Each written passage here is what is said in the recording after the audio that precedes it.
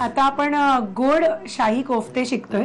तर वैशाली, आता तू ह्याचं पण साहित्य सांगून टाक पटकन. हा, हे उकडलेले मॅश केलेले रताळे, त्याच्यानंतर भाजलेला रवा, पिठी साखर आणि वेलची पूड, ही आपली मलाई, मध आणि बदाम.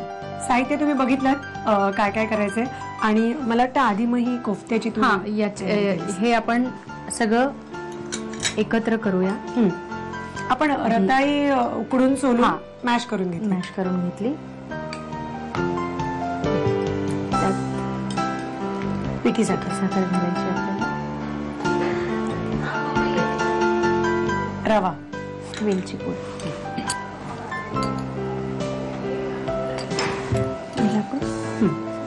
चांगलं एकजीव करायला करायचं. वैशाली आधी बांद्राकर होती, ती बांद्र्यात राहायची. आता तिने स्वतःचं मस्त घर घेतलंय इकडे चेंबूरला. तर आता सध्या ती चेंबूर मध्ये आहे. पण तुम्ही विचार करा, चेंबूरहून ती किती दगदग करत असेल प्रत्येक ठिकाणी पोहोचायला.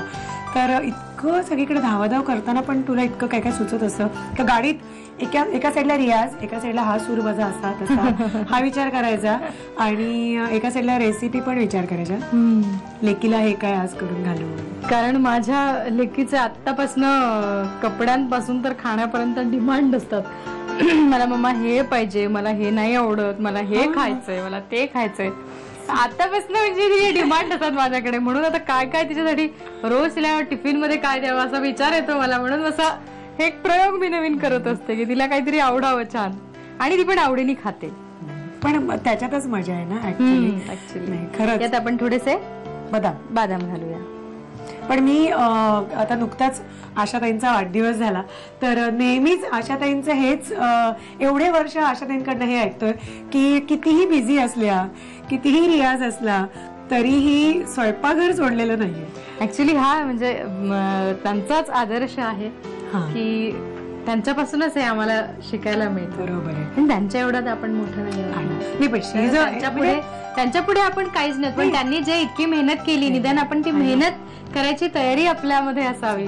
आणि म्हणून मी हे सगळं प्रयत्न करते. पण त्या she is a excellent cook. I mean, आशाताई स्वतः खवय्या आहेत, आणि त्याचबरोबर त्यांना इतकं खाण्यातलं कळतं ना, पट्टीच्या खाणाऱ्या असल्यामुळे की आजही मी त्या दिवशी त्यांचा इंटरव्ह्यू बघत होते, त्या म्हणाल्या की कधीही कोणीही घरामध्ये पाहुणे येणार असले की मी स्वतःच स्वयंपाक करते.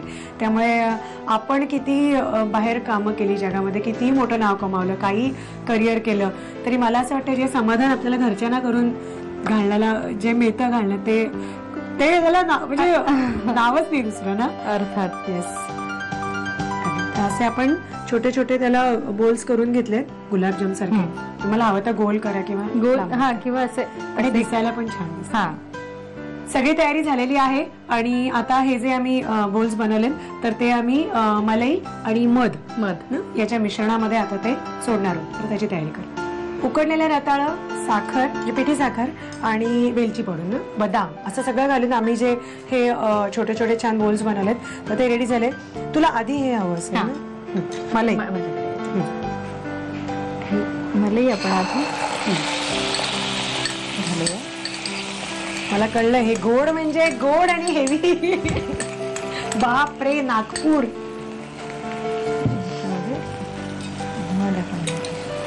मध म्हणजे आपण त्यात पिठी साखर घातली आहे, पण तरी वरनं थोडस कोटिंग घ्यायला पाहिजे ना. रवा आपण घातल्यामुळे ते चांगलं एकजीव झालेलं आहे. तुम्ही बघताय ते तुटत नाहीये, पण अगदी हलक्या हाताने तुम्हाला ते ठेवायला लागतील. आणि 2 मिनिटं उकळलं की त्याच्यावर वर्क किंवा काही आपण सजावट ते हवं तसं थोडं सजवून. पण गणपतीच्या दिवसांमध्ये आपल्याला नेहमी तेच आपण स्वीट्स करतो, तर त्याच्याऐवजी हे छान आहे का आयडिया करायला. खूपच मस्त आहे. तर वैशालीनी जो काय शोध लावलेला आहे हा, तर तो चांगला आहे की नाही, तो सक्सेसफुल होतोय की नाही, हे सगळं तुम्ही केल्याशिवाय नाही कळणार आहे. नाही का? आमचा झालेला आहे बाबा.